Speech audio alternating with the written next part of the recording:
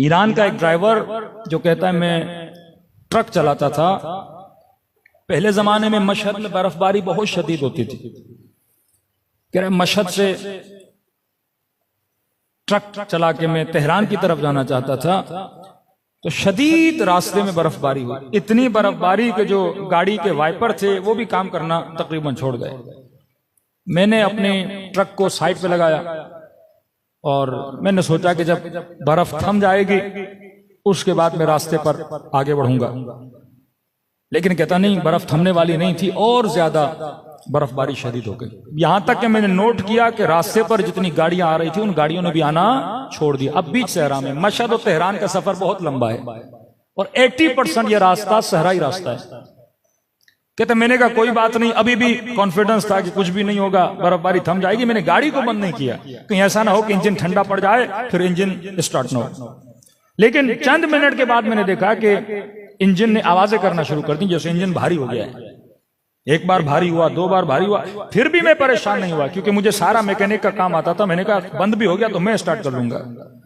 लेकिन कहता 3-4 मरतबा इसने आवाज किया और चौथी मरतबा इंजन बंद हो गया।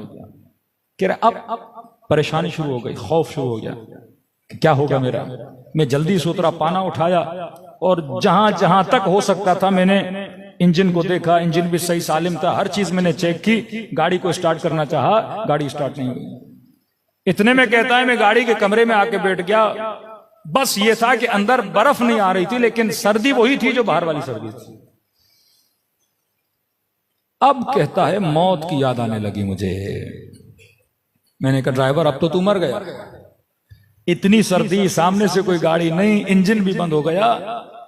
और आहिस्ता आहिस्ता मैंने महसूस किया कि मुझ पर गुनूद की तारी हो रही है। मैं समझ रहा था कि यह गुनूद की नींद की नहीं है, अगर आंख लगी तो यहां मैं मर जाऊंगा। कहा ना कहीं अपनी नस्लों के जहनों में इमामत के नजरिए को मजबूत करोगे तो ये बच जाएंगे।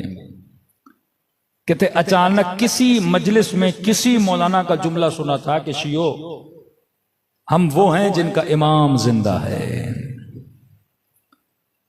तो कहते हैं मैंने 3 मरतबा ज़बान से जुमला का, या साहिब ज़मान अदरिकनी, मौला मेरी मदद को आइए, मौला मेरी मदद को आइए। कह रहे जब ये कह रहा था तो शायद हमारे बरादर ये सवाल करें कि इसने या अल्लाह मदद क्यों नहीं बोला।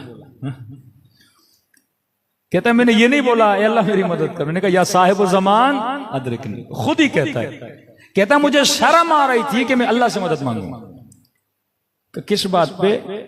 कहता एक तो मैं नमाज का पाबंद नहीं था, दूसरा ये मेरे अंदर एक गुनाह है।